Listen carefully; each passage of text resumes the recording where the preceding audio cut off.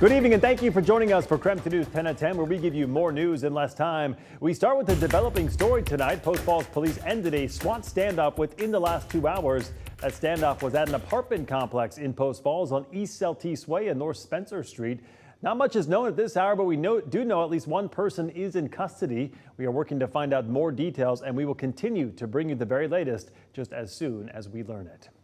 All right, let's switch gears to talk about weather. We started the day out with a whole lot of sunshine, but that quickly turned into a bunch of dark clouds. Let's get straight to Chief Meteorologist Jeremy Legoo for more on what we can expect in the days to come. Jeremy? Mark, remember last week I said 60 degrees at 10 o'clock? Now we're at 70 degrees at 10 o'clock, and that is thanks to some of that atmospheric moisture that we saw during the day, and also some of those warmer temperatures. But believe it or not, most of those showers have wound down quite quickly. What we do have is a little bit of flood concern up in Boundary County in North Idaho. Notice the heavy rain, and that's on top of that snowpack coming down in Bonners Ferry. Predominantly going to be in low-lying and poor drainage areas, but just kind of be ready for those. Those will likely last a bit longer. But here we go. Overnight, watch those die off. Tomorrow, we'll see another round kind of develop, I think more widespread in the afternoon, just like what we saw today. And that's the case for the next few. Temperatures in the 80s, mostly sunny skies turn into isolated afternoon storms. All right, sounds good, Jeremy. I'll check back in with you later in the broadcast. New tonight, the Spokane City Council is sending a resolution to the voters, specifically an amendment to Initiative 2023-4. If passed, camping would be prohibited within 1,000 feet of any school, public park, playground, or child care facility. It goes back to the hearing examiner. Yep. And then 14 days later, it gets... Within 14 days it'll Okay. come. I doubt it will take 14 Okay. since there's only been small changes. Right. Yep. And then it comes back to us, and then we Same thing. say, go get signatures in and get it on the ballot. That motion will be reviewed once more before being sent to the public for signatures. If enough signatures are collected, voters will see it on the ballot coming up in November. Meantime, new court documents are giving us a glimpse at the amount of evidence that prosecutors have collected in their investigation into Brian Kohberger, the man accused of murdering 4 University of Idaho students last year. Documents filed by the Latah County Prosecutor's Office on Friday show they turned over thousands of photos, videos, and reports to the defense. The filing shows the prosecution handed the defense more than 10,000 pages of reports, more than 10,000 photos, about 9,200 tips, and 51 terabytes of video, audio, and digital material, including from Kohberger's arrest in his home state of Pennsylvania. The suspect's preliminary hearing will be on June 26th. Right now, you have less than 2 hours to get your Hoopfest registration in if you want to be guaranteed a spot in the tournament. The largest 3-on-3 basketball tournament in the world kicks off right here in Spokane in less than 2 months. It's important to note after tonight, you can still register until the end of May, but you won't be guaranteed a spot. So think of a good team name and make sure you get your registration in by midnight tonight. And happening tomorrow, Washington state lawmakers head back to Olympia, this time for a special session. They'll be focused on passing new drug possession laws. The current law expires on July 1st, and when it does, it will effectively legalize drug possession in the state. The special session could last up to 30 days, but the hope is to come up with a new law by the end of it. Meantime, early voting already underway for Election Day in Kootenai County tomorrow. On the ballot, a $25 million levy for Coeur d'Alene Public Schools. Passing the levy is critical for the district as they are already under a financial emergency. Coming up in about 10 minutes, we hear from a group of voters hoping to inspire the masses to get out and vote yes. And stay with KREM 2 News this entire week for our Boomtown coverage, where we are committed to covering the growth in our region. On this Monday night, we are taking a closer look at the growing city of Deer Park. It has a low crime rate, but some fear that it won't stay that way. KREM 2 Shannon Mowdy digs into the debate about transitioning to a police department.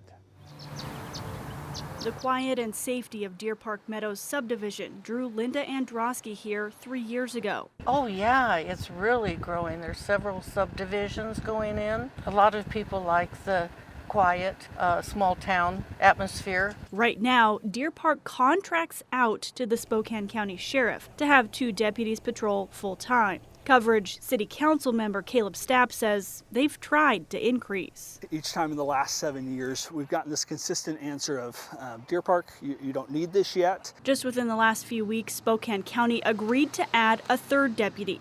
But for Jason Upchurch, our desire was to have more. It's still not enough. He's been comparing coverage and costs in comparable towns like Chewelah. which has its own police force. So it's $900,000 a year for three deputies, so about 120 hours of coverage every week.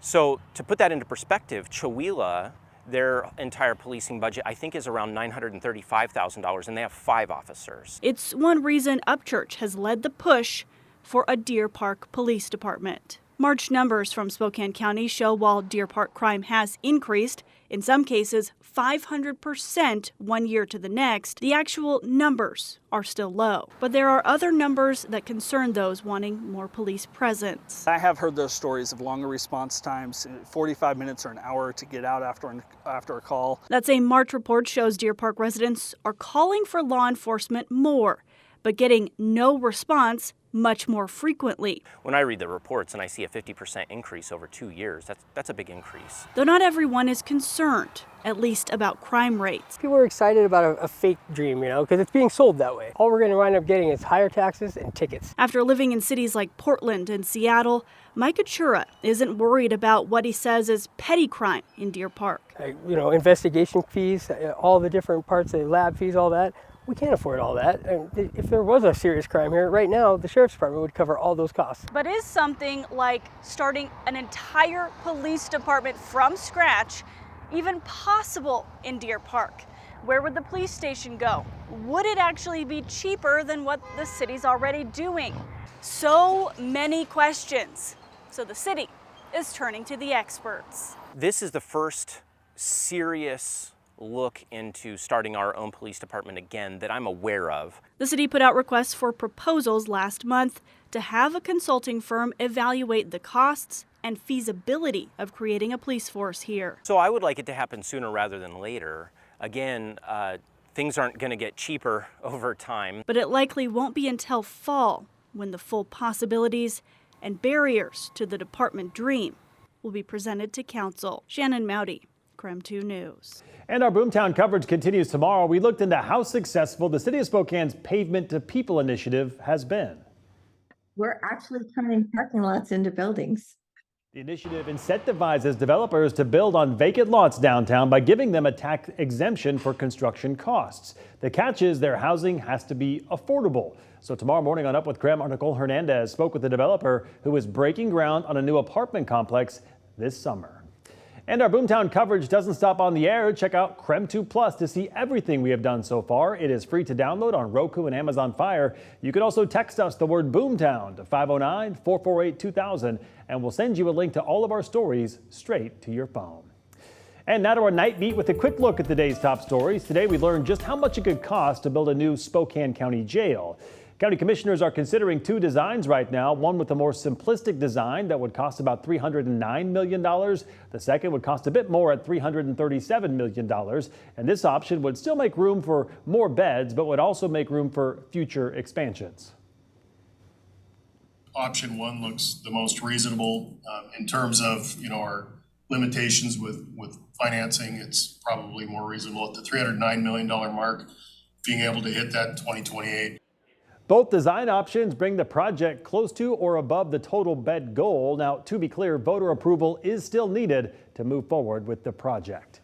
Well, the Idaho mom convicted of killing her 2 children is back in the Madison County Jail tonight. Lori Vallow-Daybell was transported back to Rexburg following a jury's guilty verdict on Friday. It only took them about 6 hours to find Vallow guilty of first-degree murder for her own 2 kids, JJ and Ty Lee, plus conspiracy to commit murder for her husband's ex-wife, Tammy Daybell, and grand theft. Her sentencing hearing will take place in Fremont County coming up in about 3 months. Another name in the running for Washington Governor, Dr. Raul Garcia, a Republican, launched his campaign today in Spokane. And today he outlined a 3-pronged approach to some of the state's biggest issues. Taking individuals that have mental health and drug addiction out into a different world where they can succeed and come back to their families and to our community. I call that a triple play. A triple play that includes mental health, drug addiction, and housing, and cannot be separate from each other. Garcia previously ran for governor back in 2020, where he finished 5th. And that was your Night Beat. To learn more about any of these stories, just text us the word night to 509-448-2000, and we'll send them right to your phone. Meantime, in national news this evening, 4 people were killed, several others hurt in a shooting in New Mexico today. Police say the shooting happened just before 11 o'clock this morning when an 18-year-old started firing shots at people in a neighborhood. We have 4 officers from the Farmington Police Department that confronted the subject. They were able to stop his actions at that time. The suspect is deceased. 2 police officers were among those hurt. They are expected to recover. No motive is known at this time. A heads up for Idaho drivers tonight. State Highway 41 in Post Falls is closing tonight through Thursday. The closures are due to construction happening on the Post Falls interchange. Crews are building 3 permanent bridges on both westbound and eastbound I-90. Drivers are being asked to pay attention to signage in that work zone to find out the exact time for the lane closures.